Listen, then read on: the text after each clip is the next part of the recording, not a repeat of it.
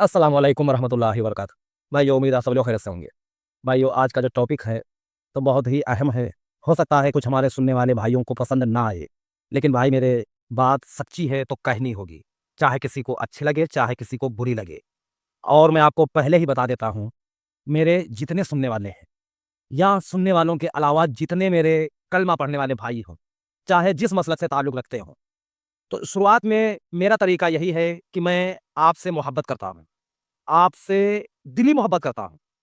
अब अगर मोहब्बत के बाद अगर कोई बात शुरू होगी, तो जहाँ पर अल्लाह का हक दब रहा होगा, वहाँ पर मैं आपकी बात काटूँगा। फिर आप अगर नाराज़ होंगे, तो फिर हमारा आपका बातों का टकराव होगा। फिर चाहे गुस्सा आए या गर्मी आए या बोलचाल बंद हो जाए, फिर कुछ भी हो। लेकिन मेरी शुरुआत जो है, तो मैं आपसे मोहब्बत के साथ ही करता हूँ। हमारे कुछ भाई कमेंट करते हैं कि शौकत अली, आप जो है ये बात क्यों नहीं करते हो कि ये जो शिया हैं, ये लोग या अली मदद कहते हैं। क्या या अली मदद कहना कुरान और सुन्नत से साबित है? अगर आज के मुसलमान या शिया मुस्लिम या अली अल मदद कहते हैं, मतलब मौला अली से मदद मांगते हैं, तो क्या मौला अली अल्लाह के अलावा किसी और से मदद मांगते थे? या फिर मौला हसन हो या मौला हुसैन हो, क्या इन लोगों ने कभी भी या अली मदद कहा है? क्या कुरान और सुन्नत से साबित है?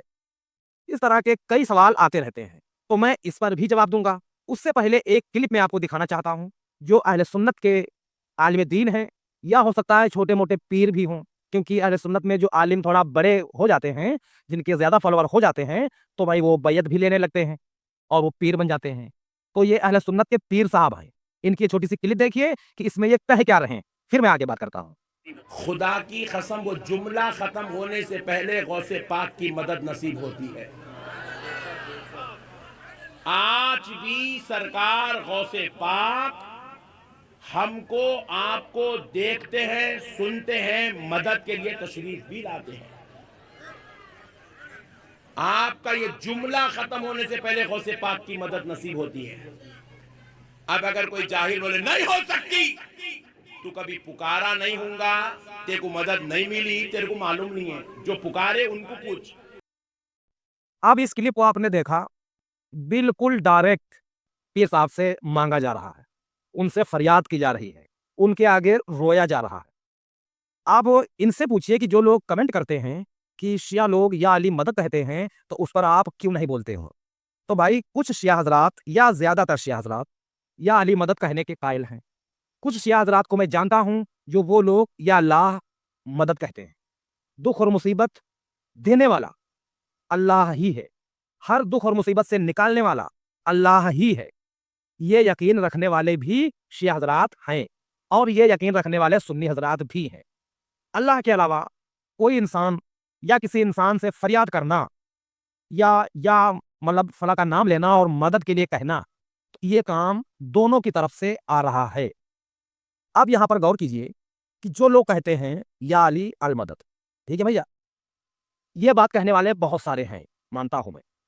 अगर उनसे कोई पूछ ले कि क्या मौला अली अलैहिस्सलाम ने इस तरह की तालीम दी है कि मेरे मानने वालों, मेरे बाद तुम लोग या अली मदद कहना, तो भाई कोई भी भाई दिखा नहीं सकता। अगर कोई पूछ ले कि क्या मौला हसन और मौला हुसैन ने कभी या अली मदद कहा है, तो कोई भी मुसलमान दिखा नहीं सकता। अब उनको कहा जा रहा है। इसकी एक वजह यह भी है कि देखिए, मुसलमान कोई चाहे जैसा हो, वो नमाज पढ़ता हो या ना पढ़ता हो, रोजा रखता हो या ना रखता हो, चाहे जुम्मे जुम्मे ही नमाज पढ़ने जाता हो, लेकिन जब वो अल्लाह के नबी सल्लल्लाहु तआला अलैहि वसल्लम का नाम सुनता है, तो भाई वो झूम उठता है। अल्लाह के नबी से मोहब्बत हर कलमा पढ़ने वाला करता है, ठीक है? तो अल्लाह के नबी के साथ जिस तरह मौला अली अलैहिस्सलाम रहे हैं, जिस तरह आप अलैहिस्सलाम का साथ दिए हैं, जिस तरह कुफ़ार से टक्कर लिए हैं, जिस तरह बड़ी-बड़ी जंगों में सबसे आगे नज़र आए हैं, कैसे भी हालात हों, कैसा भी मैदान हो, सामने कोई भी हो, मौला अली अलैहिस्सलाम कभी भी पीछे नहीं हटे हैं। और ये बात किसी के मुँह से कही हुई नहीं है, ना कोई मनगढ़ंत है। ये बात लिखित में है, और ऐसी किताबों में लिखित है, उन किताबों पर जो यकीन नहीं रखेगा, वो मुसलमान नहीं रहेगा। तो क्लियर हो गया कि मौला अली की जो बहादुरी है, वो बिल्कुल 100% सही है। इसमें किसी को शक होना नहीं चाहिए, और जो कोई शक करेगा तो वो अपने ईमान की खैर मनाए कि वो मोमिन बचा है या मुनाफिक हो गया है। अब उनको तो शिया हजरात कहते हैं मौला अली अलैहिस्सलाम के बारे में, या अली अल मदद। अब वो दिल से कह रहे हैं या उस तरह कह रहे हैं कि जिस तरह अल्लाह से दुआ की जाती है उस हिसाब से कह रहे हैं, या उनकी एक ये जुबान बन गई है। जैसे कि कुछ इलाकों में या कुछ देशों में कोई ऐसी जुबान बन जाती है जिसका मतलब अच्छा नहीं होता है, लेकिन वो बात मुसलसल लोग कहते रहते हैं, तो अब उसका मतलब चाहे अच्छा निकलता हो चाहे बुरा निकलता हो, लोग उसको कहते रहते हैं। मिसाल के तौर पे नबी अलैहिस्सलाम के दौर में अरब में एक कहावत थी कि अगर कोई आदमी किसी आदमी से नाराज हो जाता था तो कहता था कि तुझ पर तेरी माँ रोए। इसका मतलब ये होता है कि तू मर जाए और तब तेरी माँ रोए। तो ये बात आम थी। अब अगर जिसने ये बात कही है कि तुझ पर तेरी माँ रोए, तो उसके दिल से अगर पूछो कि आपने जो ये बात कही है, क्या आप सच में चाहते हो कि ये मर जाए और इस पर इसकी माँ रोए? तो मुमकिन है वो आदमी कहेगा कि नहीं, ये बात मैं चाहता नहीं हूं कि ये मर जाए और तब इसकी माँ रोए। हमारी इनकी थोड़ी-सी बात हुई थी, तो ये बात हमारी ज़ुबानों पे चल रही है, तो मैंने कह दिया है। बाकी इतनी भी लड़ाई नहीं हो गई है कि मैं चाहूँ कि ये मर जाएँ तब इनकी माँ रोए। तो किसी-किसी इलाकों में कुछ ऐसी बातें चल जाती हैं कि उसका मतलब चाहे सही निकलता हो, चाहे गलत निकलता हो। ठीक है? वो बात चल रही है तो चल रही है। तो अगर कोई कह रहा है या अली मदद, या उसके घर में कहा जा रहा है, तो अब जैसे आप ऐसा समझिए कि कोई छोटा-मोटा काम हुआ, उठते वक़्त, बैठते वक़्त, हँसी-खेल में, किसी छोटी-सी दीवार से कूदने के वक़्त में, या कोई बोरी-बोरा उठाने के वक़्त में, या अली मदद कोई कहता है हँसते हुए, तो इसमें ये देखना होगा कि वो दिल से चाहता है कि जिस तरह वो अल्लाह के आगे हाथ फैला रहा है, अल्लाह से मदद माँगता है, क्या उसी तरह मौला अली से भी माँग रहा है? अगर अल्लाह ही की तरह माँग रहा है, तो मैं आप सबसे अपील करता हूँ कि दुआ भाई अल्लाह ही से कीजिए। मोहब्बत की बात, वो आप चाहे जितना मोहब्बत कीजिए, कोई रोक-टोक नहीं है। मोहब्बत कीजिए, उनके तरीके को पढ़िए, उनका तरीका अपनाइए, उनके तरीके को और फैलाइए, तमाम लोगों में बताइए, ये सब अच्छी बात है। लेकिन ये जो रोकर दुआ माँगी जाती है, हाथ उठाकर फरियाद की जाती है, तो ये भाई मेरे सिर्फ़ अल्लाह के लिए है। तो अब यहाँ पर मैं आपको बता दूँ कि मौला अली का क्या मर्तबा है और अजमेर वाले जो हैं इनका क्या मर्तबा है। अजमेर वाले जो बाबा हैं या बुज़ुर्ग हैं, इनकी जो वाक़ियात हैं, जो कहानियाँ हैं, इनमें ज़्यादातर झूठी हैं। जैसे कि एक कहानी ये भी कही जाती है कि अजमेर वाले जो पीर साहब हैं, तो उन्होंने आना सागर का पूरा पानी अपने कटोरे में भर लिया था। उस कटोरे को कासा कहते हैं। ठीक भैया? तो आना सागर इस वक़्त अगर आप देखेंगे, तो तकरीबन उसको वर्ग में अगर आप जोड़ेंगे तो 3-4 किलोमीटर का ज़रूर होगा। अब 3-4 किलोमीटर वर्ग में कितना पानी आएगा? कितना बड़ा तालाब है? वो पूरा पानी अपने कासे में भर लिए थे। ये बात अहले सुन्नत में आम है। बहुत सारे लोग कहते हैं। लेकिन ये बात कहीं भी किसी किताब में मौजूद नहीं है। इस बात की कोई गारंटी नहीं है। और अगर इस बात पर कोई न्यूज़ रिपोर्टर हो या कोई जनरल नॉलेज रखने वाला इंसान हो, अगर वो डिबेट कर दे, तो इस बात का दावा करने वाले जो हैं, वो हार जाएँगे। तो भैया मैं खुद इस बात को नहीं मानता हूँ कि एक कटोरे में किसी उम्मती ने पूरा तालाब का पानी भर लिया हो। इस तरह के वाक़ियात अगर आप देखेंगे, तो सहाबा किराम की ज़िंदगी में भी नहीं मिल रहे हैं। इतने भारी चमत्कार किसी भी नेक इंसान के बारे में नहीं मिल रहे हैं, लेकिन इनके बारे में सुन्नी हज़रात ने क्लेम कर दी। अब बहुत से लोग मान रहे हैं, बहुत से लोग नहीं मान रहे हैं। तो अब यहाँ पर कुछ लोग या अली मदद कहते हैं, कुछ लोग या ख्वाजा मदद कहते हैं। तो अब यहाँ पर मैं मुझसे अगर कोई पूछेगा, तो मैं तो फिर यही कहूँगा कि अली तो अली है, उनका नाम ही बड़ा है, तो चलो किसी ने मोहब्बत में कह दिया है। लेकिन ये जो है, ये क्या है? ये इमाम अली के पैरों की कदमों के धूल के बराबर भी नहीं है। आप उनसे भी वही क्लेम कर रहे हो। अगर गुमराही का कोई फतवा लगाए, कोई भी लगाए, तो सबसे ज़्यादा गुमराह किसे कहा जाएगा? सबसे ज़्यादा गुमराह इनको कहा जाएगा, जिन्होंने ऐसों को पुकारा, जिनकी तारीख कोई मौजूद ना है, जिनके कोई वाक़यात मौजूद नहीं है, सिर्फ़ मनगढ़ंत हैं, लोगों की ज़ुबानों पे हैं, लिखित में कुछ नहीं है। मौला अली के लगभग सारे वाक़यात किताबों में मौजूद हैं।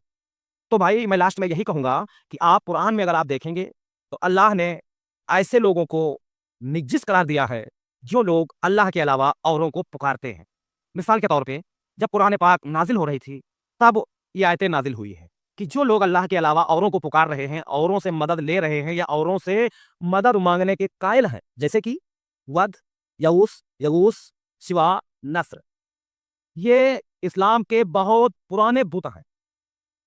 शुरुआत में काबा शरीफ में ये बुत भी थे और फिर इनके बाद भी और सारे बुत बन गए हैं, लेकिन शुरुआत से अगर आप देखेंगे तो मेन बुत यही 4-5 है, वद, यऊस, यगूस, सिवा और नस्र।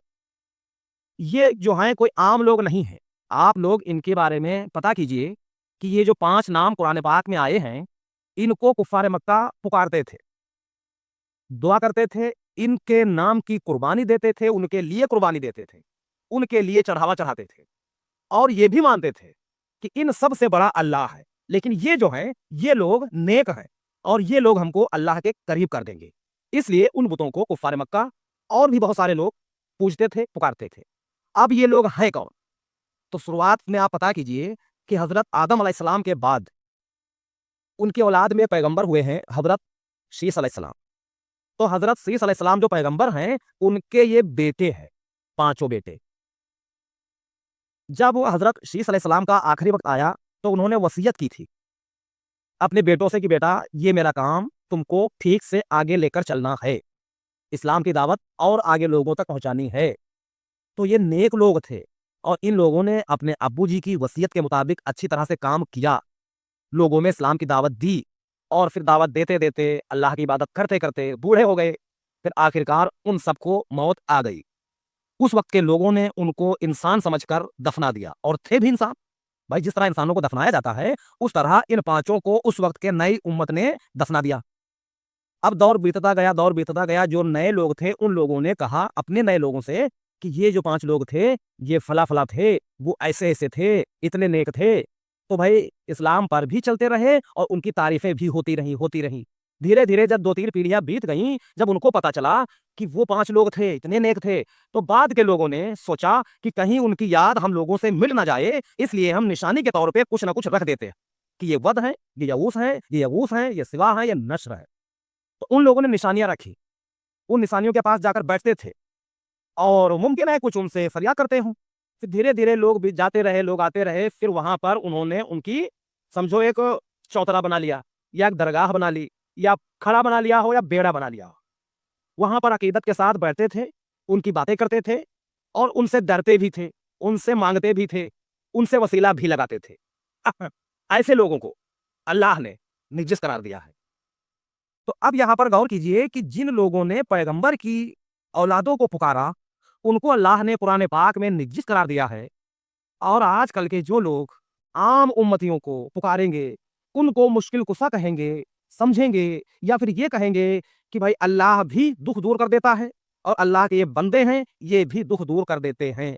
तो भाई मेरे ये बात सही नहीं है। किसी नेक इंसान से मोहब्बत करना अलग चीज़ है और किसी का दुख दूर करना, ये किसी इंसान के बस में नहीं होता है भाई। अगर किसी इंसान के बस में होता, जैसे कि आप अजमेर वाले पीर साहब को ही ले लीजिए, क्या उन पर दुख नहीं पड़ा है? बताइए भाई। ज़्यादातर चांस होते हैं कि हर इंसान कमज़ोर होता है, बूढ़ा होता है, फिर लास्ट में वो उठ भी नहीं पाता है और फिर उसी परेशानी में उसकी मौत आती है। ये ज़्यादा चांस हैं। तो भाई कोई भी इंसान हो, जो अपनी परेशानी दूर नहीं कर सकता, तो मरने के बाद ज़िंदों की परेशानी कैसे दूर कर सकता है? बहुत ही अहम बात है। उम्मीद करता हूँ आप इन बातों को समझे होंगे। आज के लिए इतना ही, फिर मुलाकात होगी। अस्सलाम वालेकुम व रहमतुल्लाहि व बरकातुहू।